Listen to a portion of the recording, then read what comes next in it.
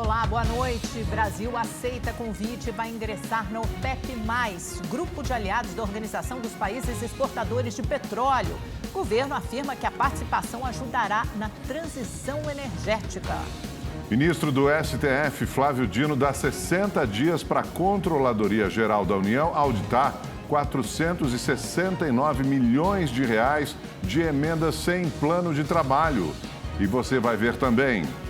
No Dia Nacional de Combate ao Alcoolismo, números que trazem um alerta para a doença. Por hora, 12 pessoas morrem no Brasil por causa do consumo de álcool. Homens são a maioria das vítimas. A Polícia Civil prendeu a mulher apontada como chefe da quadrilha responsável por matar um ciclista num dos bairros mais caros de São Paulo na semana passada. Os bandidos assassinaram Vitor Medrado para roubar o celular dele. Os agentes prenderam a mulher em Paraisópolis, na zona sul da capital paulista. Abre aí, polícia.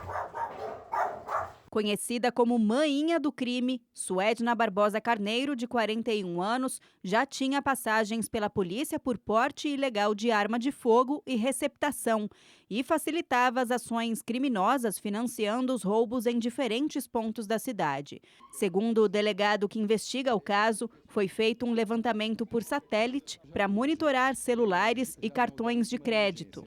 Nós temos conhecimento de que são 8 ou 9 motos pinadas que trabalham com esses ladrões, que eles trocam de motos, trocam as placas dessas motos, trocam os capacetes, trocam as bags, ou seja, dificultam muito para que a polícia consiga identificá-los. Na casa da mulher foram apreendidos aparelhos eletrônicos, joias, R$20 mil em espécie, placas de veículos, uma bicicleta, mochilas de entrega, colete à prova de balas, capacetes e 3 armas de fogo. Todo o material vai passar por perícia para identificar a relação com os crimes investigados.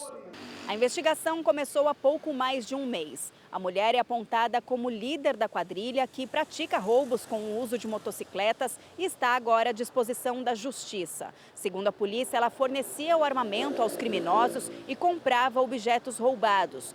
Os agentes agora procuram os demais integrantes da organização. Seriam pelo menos mais 8 indivíduos. Entre os crimes cometidos pela quadrilha está a morte do delegado Josenildo Bellarmino no dia 14 de janeiro, na Chácara Santo Antônio, zona sul de São Paulo. Foi o ponto de partida para a investigação. Nesse caso, um homem foi preso por suspeita de envolvimento. Outro caso investigado é a morte de um ciclista no Itaim Bibi, também na zona sul da capital, na última quinta-feira. Vitor Felisberto Medrado foi vítima de latrocínio. Ele estava ao lado do Parque do Povo quando 2 criminosos chegaram atirando de moto. O celular dele foi roubado. O ciclista, baleado, foi socorrido, mas não resistiu. Há possibilidade, claro, tem técnica para ser feita nas armas apreendidas, a balística, enfim, outros elementos que somarão a todos e vão levar ao crime. Nós acreditamos que sim. Inclusive a arma, nós acreditamos que apreendemos hoje essa arma, inclusive o capacete usado pelo atirador também estava na casa dela. Uma chacina deixou 6 pessoas mortas na região metropolitana do Recife. Todas as vítimas eram da mesma família. Essa chacina aconteceu numa área conhecida como Sítio Pitanga, no município de Abreu e Lima, no Grande Recife. Todas as vítimas, que tinham entre 16 e 28 anos, eram da mesma família, segundo a Polícia Militar. Eles estavam numa casa quando entre 8 e 10 homens chegaram encapuzados em motos, bateram na porta se passando por policiais, dispararam contra as vítimas e fugiram. Todas as vítimas eram usuárias de drogas. Ainda não há informações sobre quem atirou e sobre a motivação do crime. Segundo a Secretaria de Defesa Social, a Polícia Civil já iniciou as investigações. A polícia prendeu um dos suspeitos de assaltar e agredir uma mulher na zona oeste de São Paulo enquanto ela fazia Cooper. Um dos bandidos mordeu a mão da médica na tentativa de roubar a aliança dela. O suspeito já tinha antecedentes criminais e cumpria pena no regime semiaberto desde agosto do ano passado por roubos anteriores. É ele quem está dirigindo a moto no momento do assalto e agride a idosa com diversos chutes. A dupla de assaltantes também está envolvida em outro assalto no final de semana. Identificamos que havia ocorrido outro crime no dia seguinte, no domingo, à porta de uma igreja, onde diversas pessoas sofreram um arrastão de uma dupla que ocupavam motocicletas de mesmas características, e verificamos que se tratavam dos mesmos indivíduos, os dois mesmos ladrões. O outro criminoso permanece foragido. O suspeito preso e o comparsa abordaram a médica de 67 anos na madrugada do sábado passado. Um dos assaltantes chega a morder os dedos dela na tentativa de tirar a joia. Ela levou diversos chutes. A médica ficou hospitalizada por 2 dias e teve alta ontem. A Polícia Federal realizou hoje uma operação em diversas cidades do Pará contra uma quadrilha especializada em furtos de cargas e encomendas dos Correios. Foram cumpridos 42 mandados de busca e prisão e 49 de busca e apreensão. Os prejuízos aos cofres públicos superam 35 milhões de reais. Os criminosos visavam principalmente cargas de celulares, notebooks, tablets e TVs. 37 pessoas foram presas acusadas de pertencer a uma quadrilha que roubava celulares no Rio de Janeiro. Segundo a polícia, o bando se aliava a traficantes para assaltar vítimas perto de uma comunidade. Os policiais percorreram endereços da capital e da Baixada Fluminense, além de São Paulo, para cumprir 43 mandados de prisão.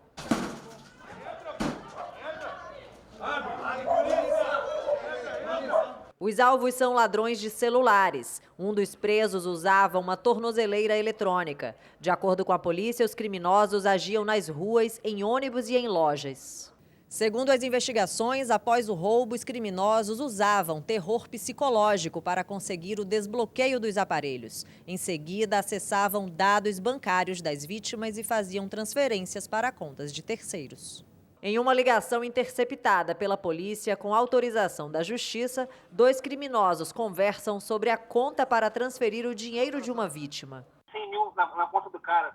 Ué, eu te passo a minha agora, eu tenho. Saca agora. Tem cartão, tem tudo. Praticando a extorsão, as vítimas sofriam uma dupla violência.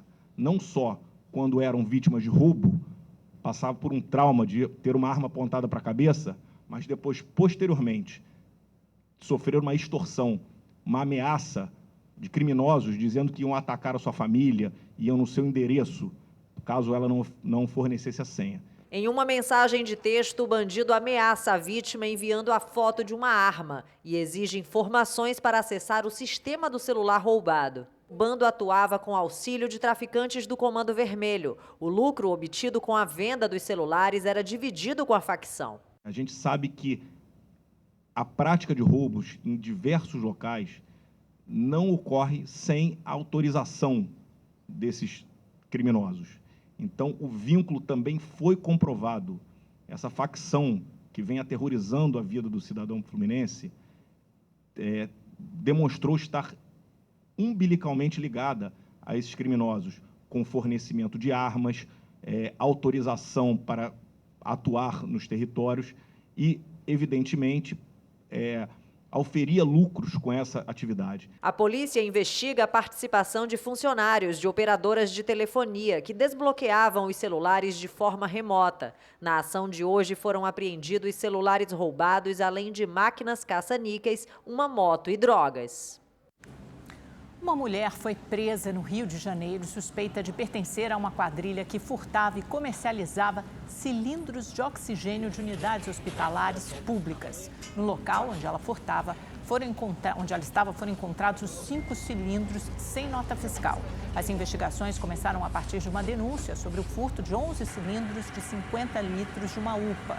A polícia agora tenta identificar outros integrantes da quadrilha. A Secretaria Municipal de Saúde do Rio disse que, apesar do furto, não houve prejuízo ao atendimento.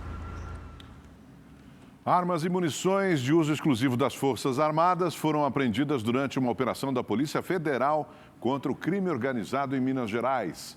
Foram cumpridos 9 mandados de busca e apreensão e 2 de prisão temporária em Governador Valadares. Uma pistola calibre 45 tinha o brasão do Exército Brasileiro. Com os presos ainda foram encontrados R$16 mil em dinheiro, 9 celulares e maconha. Os investigados podem responder por associação criminosa, tráfico, posse e venda ilegal de armas. As penas podem chegar a 34 anos de prisão. Uma operação conjunta das polícias de Minas Gerais e do Rio de Janeiro prendeu uma quadrilha especializada em roubo de cargas. Os criminosos miravam principalmente produtos de segurança, como alarmes, câmeras e sensores, que depois são vendidos em lojas por preços abaixo do mercado. A ação dos criminosos é toda planejada. Um dos suspeitos aparece na imagem próximo a um galpão no centro de Belo Horizonte, onde estavam armazenados equipamentos de segurança que são distribuídos para todo o país. Ele é responsável por desligar a energia do prédio. Já de madrugada, os comparsas chegam em 2 caminhões. Eles deixam o local após cerca de 2 horas, com mais de 7 mil itens. De acordo com as investigações, 10 criminosos participaram dessa ação aqui em Belo Horizonte, que deixou um prejuízo de R$2 milhões em peças e mercadorias furtadas. Parte da carga, avaliada em R$400 mil, foi recuperada. Os produtos estavam à venda em lojas no centro do Rio de Janeiro. Então, eles se valem muitas vezes de empresas fantasmas ou então de empresas que estão à beira da falência. Eles compram esses CNPJs, claro, em nome de laranja, eles passam a emitir essas notas, em tese, verdadeiras, mas com conteúdos falsificados. Durante a operação, os policiais civis encontraram câmeras de segurança, sensores e mídias de armazenamento de imagens. Um casal foi preso por receptação. Alguns dos equipamentos localizados foram roubados em outra ação criminosa em Londrina, no Paraná. O prejuízo de todas as vítimas até agora chega a R$10 milhões. As pessoas presas, um homem de 50 anos, uma mulher de 42 anos, eles possuem lojas físicas e virtuais e que se valem, infelizmente, da sua estrutura lícita para tentar um lucro um pouco maior, comprando materiais de origem, no mínimo, duvidosa. O homem preso já tinha passagens por receptação. E no celular dele, que foi apreendido, a polícia encontrou uma troca de mensagens com a negociação para a compra da carga roubada 5 dias após o furto na capital mineira. As investigações continuam para identificar os outros integrantes da quadrilha. E a polícia prendeu na cidade de Carnaíba, no sertão de Pernambuco, o casal acusado de matar o menino Arthur Ramos Nascimento, de 2 anos de idade. A criança foi estuprada, torturada e morta no último domingo. Os policiais descartaram a participação da mãe no crime. O menino foi enterrado hoje em Tabira, no sertão de Pernambuco. Nossa, coisa horrorosa. Em Minas Gerais, um motorista foi flagrado dirigindo de forma imprudente em uma das rodovias mais movimentadas do país. A Polícia Rodoviária Federal chegou até ele depois de receber a denúncia em vídeo. O motorista dirige em zigue-zague enquanto trafegava pela BR-040 no trecho entre Belo Horizonte e Brasília. Já perto de uma curva, ele invade a pista contrária e segue por alguns segundos na contramão. O flagrante foi feito próximo à cidade de Três Marias. O homem de 54 anos foi parado e confessou ter consumido bebida alcoólica antes de dirigir, mas se recusou a fazer o teste do bafômetro. Ele já tinha passagens por embriaguez ao volante. Dentro do veículo, os policiais encontraram uma lata de cerveja. O homem foi preso e o carro apreendido. Hoje é o Dia Nacional de Combate ao Alcoolismo. A data chama atenção para a importância da conscientização sobre a doença, que mata 12 pessoas por hora no Brasil. O seu José sentiu na pele os prejuízos do consumo excessivo de álcool. Comecei com uma dose. De repente, eu já não estava mais em uma dose, entendeu? Porque vai se multiplicando e você vai se diminuindo. Ou seja, multiplica-se as doses e diminui-se a sua saúde. Segundo um relatório da Fiocruz, 12 pessoas morrem por hora no Brasil por causa do consumo de álcool. São mais de 104 mil mortes registradas por ano. 86% das vítimas são homens, os que mais consomem esse tipo de bebida no país. Em média, 18,8 bilhões de reais são gastos anualmente com hospitalizações, procedimentos ambulatoriais, doenças, aposentadorias precoces e licenças associadas ao alcoolismo. A dependência está configurada quando o usuário de fato tem problemas relacionados ao consumo. Por exemplo, ele acaba priorizando o consumo do álcool diante de todas as outras atividades que para ele são importantes. Acaba deixando de lado ou minimizando as necessidades de envolvimento com trabalho, com família, com relações afetivas, para priorizar o consumo do álcool. Para popularizar as informações sobre a doença, a Prefeitura de São Paulo criou o programa Modera SP, disponível no app eSaúde SP, que disponibiliza um teste online para avaliar o consumo de bebida alcoólica. Acesse o aplicativo e saiba se o jeito que você bebe traz riscos para a sua saúde. E aí os usuários que são classificados na zona de risco 4, que são os que possivelmente já têm problemas de saúde relacionados ao álcool, a própria ferramenta vai dar o feedback para ele que é necessário, que é momento de procurar a unidade básica de saúde. A pessoa que verdadeiramente necessita e quer realmente se olhar no espelho e se enxergar no espelho, procure uma UBS, procure um agente de saúde, procura alguém da área da saúde. Um incêndio atingiu os estúdios da Rede Globo em Jacarepaguá, na zona oeste do Rio de Janeiro, durante a tarde. Bombeiros de 9 quartéis combateram as chamas que se alastraram pelos cenários onde serão gravadas as próximas novelas da emissora e onde já é gravada atualmente uma série de humor. A Rede Globo informou que durante o combate ao incêndio, 3 brigadistas ficaram feridos e foram levados ao hospital. Não havia gravação no momento do incidente. As causas do fogo estão sendo investigadas. O Ministério da Saúde anunciou a incorporação de 2 tecnologias para prevenir complicações causadas pelo vírus sincicial respiratório, principal agente de infecções graves em bebês.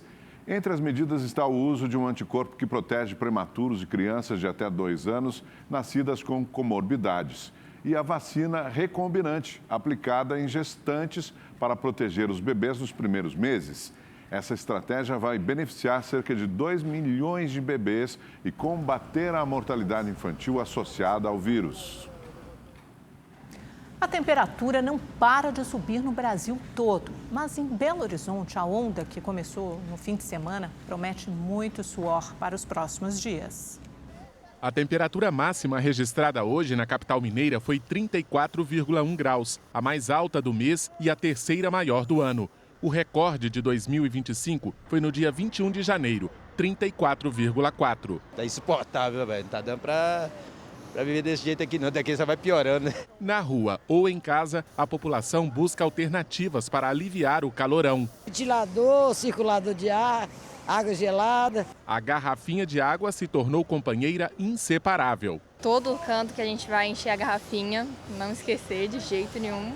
E quem optou pelo sorvete teve que enfrentar fila. Tá com vontade de tomar um sorvete, tem que esperar, né? Fazer o quê? Ivanilde não tem escolha. Ela trabalha o dia todo debaixo do sol forte. Muito puxado, viu? Gente não consegue achar uma sombra, tem que tomar bastante água, tá muito calor. Quem passa nessa rua no centro de BH tem a oportunidade de se refrescar nesse ponto de apoio. A estrutura chamada de Refúgio Climático conta com 3 saídas de água potável. A maioria das pessoas usa as fontes para se hidratar.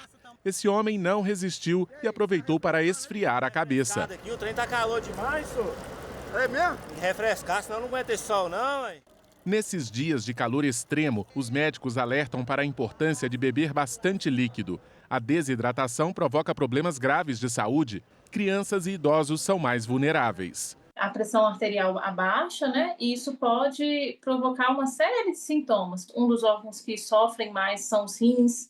Então, essa desidratação pode gerar algum dano renal. Atividades físicas ao ar livre devem ser evitadas entre 10 da manhã e 4 da tarde. Para quem não abre mão, a orientação é usar roupas leves. Apesar da gente perder calor com a transpiração, ela é um mecanismo que impede que a gente atinja uma hipertermia, né? Até com danos maiores do que da desidratação. De acordo com o Serviço de Meteorologia, o calorão vai continuar nos próximos dias e a Defesa Civil emitiu alerta para a baixa umidade relativa do ar, cerca de 30% no período da tarde. O ideal é acima de 50%. Não há previsão de chuva. Tá terrível. Quero chuva, quero frio, quero tudo, menos esse calor. Vamos ver a previsão então com o Igor Silveira. Cabral já anunciou ali, né? Vai continuar assim, então? Vamos lá, exatamente. Boa noite, Augusto. Boa noite, Amanda. Boa noite para você que está em casa. Como a gente viu na matéria anterior, as temperaturas elas continuam altas amanhã e nos próximos dias, como a gente observa aqui no mapa. Um bloqueio atmosférico na altura do sudeste impede também a entrada de nuvens carregadas. Agora, a gente em São Paulo hoje esquentou bastante, o dia ficou quente e abafado e por causa da chegada de uma frente fria choveu. Olha, essas imagens são da zona leste de São Paulo. Choveu no início da tarde. Teve queda de granizo. Amanhã não vai ser diferente, o tempo fica quente, abafado, as máximas ainda podem chegar na casa dos 35 graus e também pode chover, são esperados 15 milímetros de água no período da tarde. Na quinta-feira a mesma temperatura, na sexta 35 graus também e agora no sábado cai para 33 graus e não chove. No Rio de Janeiro o dia continua quente, abafado com as máximas alcançando os 37 graus com a sensação térmica ainda maior. Em Belo Horizonte e Vitória no Espírito Santo, 33 graus nesta quarta-feira. Agora, no Nordeste, o sol ele continua em todo o interior da Bahia, como a gente observa aqui no mapa, mas por causa de uma brisa marítima, tem previsão de chuva em todo o litoral, desde o Rio Grande do Norte até o sul da Bahia. Na região norte e no centro-oeste não muda nada, ainda tem bastante instabilidade por lá e também previsão de chuva. No sul do país, essa chuva acontece no Paraná, em Santa Catarina e em partes do Rio Grande do Sul. Agora, até o fim de semana, gente, essa chuva se concentra em todo o extremo do país. Olha, no Rio Grande do Sul, no sul do país, são esperados 100 milímetros de água. Na região norte, 150 milímetros e no nordeste, 120 milímetros de água. No centro do país, o tempo continua quente, viu? Boa noite para todo mundo. Amanda, Augusto. Calorão sem trégua e chuva, Igor. Obrigada, querido. Até amanhã. Um peixe-leão foi encontrado na região de Morro de São Paulo, no sul da Bahia. Apesar de parecer inofensivo, a espécie é altamente venenosa e apresenta riscos para a saúde humana e também ao equilíbrio dos ecossistemas marinhos, já que o peixe-leão não possui predadores naturais. Desde 2022, há registros do peixe invasor entre o litoral de Pernambuco e Alagoas. A Secretaria do Meio Ambiente da Bahia alerta que as pessoas não devem capturar esse peixe. O contato com a espécie pode provocar diversos problemas. Se isso acontecer, a pessoa deve procurar imediatamente um posto de saúde.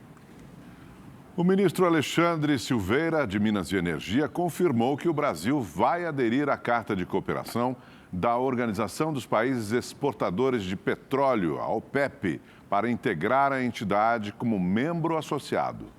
O grupo do qual o Brasil vai integrar, conhecido como OPEP+, reúne países que, embora não façam parte da organização oficialmente, colaboram em políticas ligadas ao comércio de petróleo. O Brasil recebeu o convite há mais de um ano, durante uma visita do presidente Lula ao Oriente Médio. A decisão foi tomada nesta terça-feira, na reunião do Conselho Nacional de Política Energética. O governo também decidiu aderir à Agência Internacional de Energia e à Agência Internacional de Energia Renovável. Apesar das críticas dos ambientalistas, o ministro Alexandre Silveira minimizou as preocupações, afirmando que não vê contradições entre a defesa do meio ambiente e a aproximação com a OPEP. Isso gera alguma obrigação vinculante ao Brasil? Não, literalmente não. Foi lida e relida na reunião do CNPE,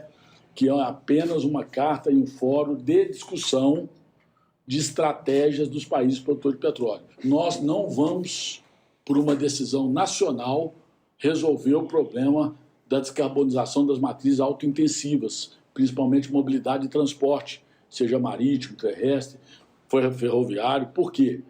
Porque o petróleo é uma questão de demanda global. Enquanto o mundo demandar, alguém vai fornecer. O ministro do Supremo Tribunal Federal, Flávio Dino, deu prazo de 60 dias para que a Controladoria Geral da União faça uma auditoria em 644 emendas PIX que foram liberadas sem a apresentação de um plano de trabalho indicando como o dinheiro foi gasto. Esse planejamento é de responsabilidade do órgão que recebe a verba. e a falta dele contraria as determinações do STF. Um relatório do Tribunal de Contas da União constatou que 81% das emendas por transferências, também chamadas de emendas PIX, não são rastreáveis. Os valores destinados somam 469 milhões de reais. O ministro André Mendonça, do Supremo Tribunal Federal, prorrogou por 60 dias um inquérito que investiga o ex-ministro de Direitos Humanos, Silvio Almeida, por importunação sexual. A prorrogação atende a um pedido da Polícia Federal, que solicitou mais tempo para tomar o depoimento de Almeida. O ex-ministro foi demitido em setembro do ano passado, após denúncias de várias mulheres, incluindo a ministra da Igualdade Racial, Aniele Franco. Nas redes, Silvio Almeida negou as acusações e afirmou que foi vítima de uma armação. E hoje, em Brasília, o presidente do Supremo Tribunal Federal, Luiz Roberto Barroso, comentou a denúncia da Procuradoria-Geral da República contra o presidente Bolsonaro. A denúncia que, eventualmente, pode sair por tentativa de golpe de Estado. Barroso disse que é possível que a manifestação da PGR ocorra antes do Carnaval. Há duas situações diversas. Há os julgamentos que estão em curso dos que invadiram e depredaram o Supremo Tribunal Federal, pedindo desrespeito ao resultado eleitoral. Essa é uma investigação já avançada, já tem denúncia, estamos julgando. E há esta investigação em curso sobre uma suposta tentativa articulada de golpe de Estado que está com o Procurador-Geral da República. Cabe a ele decidir o que deve ser arquivado e o que deve ser objeto de denúncia. É possível, antes do Carnaval, uma decisão? Decisão do Supremo Tribunal Federal, improvável. Iniciativa do Procurador-Geral da República, bastante possível. A dor na coluna foi o principal motivo de afastamento do trabalho no ano passado no Brasil. Mais de 200 mil pessoas pediram licença por problemas assim. Daniele sofre com fortes dores na coluna há mais de 7 anos. Quando eu comecei a trabalhar, depois de uns 4, 5 anos, muito tempo sentada, foi aí que eu comecei a sentir a dor na lombar. Começou a pegar bastante, a dor na lombar, aí irradiava para a perna, até que teve um dia que eu estava indo trabalhar, aí eu senti uma dor muito forte, eu já estava indo de metrô, não trabalho de carro, e tinha um hospital numa das estações, e aí eu parei no meio do caminho, desci, porque não estava dando. Há 4 meses está afastada do trabalho e não tem previsão de retorno. Mas a saúde mental ela também acaba impactando na coluna. O caso da Daniele não é incomum. A dorsalgia, que é um incômodo físico que atinge qualquer região das costas ou da coluna, foi o principal motivo de afastamento do trabalho no ano passado no Brasil. Mais de 205 mil pessoas deram entrada no INSS com o pedido de licença. Em 2023, não foi diferente. Dos mais de 840 mil benefícios concedidos, 121 mil foram por dores na coluna. Você tem o excesso de carga, você tem a má postura. Então a pior posição para o ser humano, por incrível que pareça, é a posição sentada. Você aumenta em mais de 25 vezes a pressão intradiscal. Isso leva a diversas patologias. Uma das piores e mais comentadas é a hérnia de disco. Natação é um esporte espetacular para ser feito e trabalha o corpo como um todo. Fazer atividade física regular, assim, não sai nada da medicina comum, você vê que são práticas costumeiras. O benefício por incapacidade temporária, anteriormente conhecido como auxílio-doença, é concedido ao trabalhador quando é preciso se afastar por 15 ou mais dias. Você vai fazer um requerimento, juntando seus laudos, todas as informações que você tem e, dependendo da situação, será submetido a uma perícia.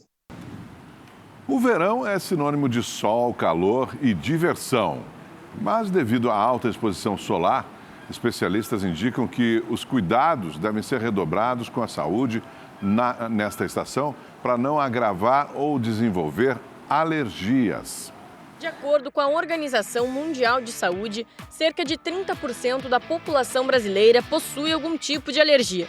Para aqueles que sofrem com os sintomas, o verão costuma ser um período delicado pela exposição prolongada ao sol, o contato com a areia da praia e até mesmo as picadas de inseto, que são alguns dos fatores mais comuns para desencadear reações alérgicas na estação mais quente do ano. É marcada por altas temperaturas, né? E também pelo uso de alguns irritantes, protetor solar, né? Alguns produtos que em peles mais sensíveis podem provocar irritação. Mas não é apenas a pele que sofre com alterações nesse calorão.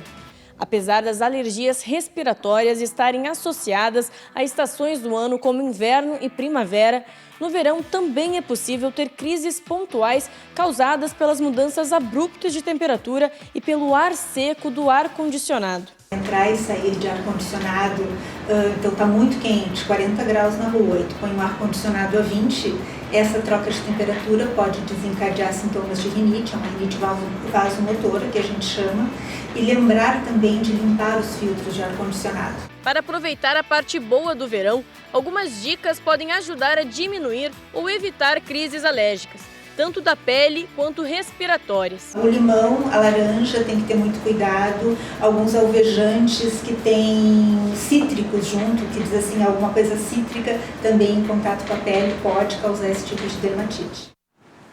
Bom, gente, reta final, falta pouquinho para o carnaval. E as escolas de samba de São Paulo estão empenhadas para ajustar os detalhes finais para o desfile no sambódromo do AMB.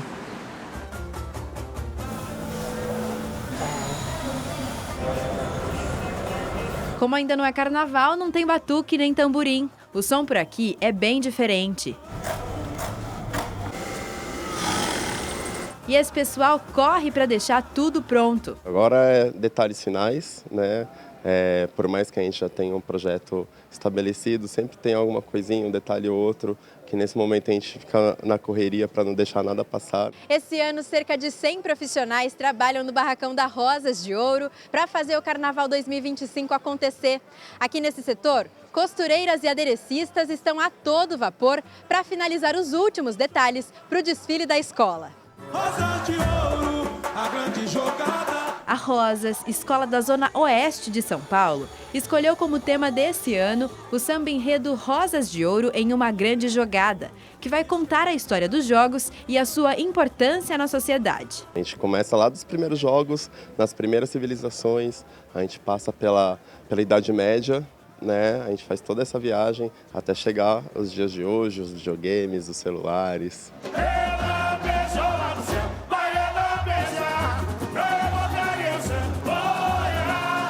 Já a Barroca Zona Sul vai contar na avenida a história e a missão da Orixá Iansã. E há poucos dias da festa, já está com todas as alegorias e fantasias finalizadas. Quando chegou em novembro, dezembro, a gente já estava com 80%, quase 90% do projeto pronto. Então isso aí deu uma tranquilidade. Não vai ter nenhuma vantagem isso no desfile, porque no final, quando tocar a sirene, todo mundo vai estar pronto. Mas dá uma tranquilidade para na reta final a gente não estar aquele desespero, aquela loucura tal. A gente chegar tranquilamente, ainda se a gente detectar algum errinho aqui, ali, que dá para consertar. Depois de tanto empenho, quem trabalhou na produção está confiante para ver o show na avenida. A minha expectativa é a melhor possível. Mas é um carnaval bem diferente que o Rosas de Ouro vem apresentando. Muito mais luxuoso e muito mais grandioso. Multiplica umas 10 vezes a sua expectativa. A sua e a deles. Pode esperar que a Barroca Zona Sul vai fazer um grande espetáculo. Quem acompanhar no AMB vai ver uma escola alegre, uma escola feliz e mostrando o seu melhor.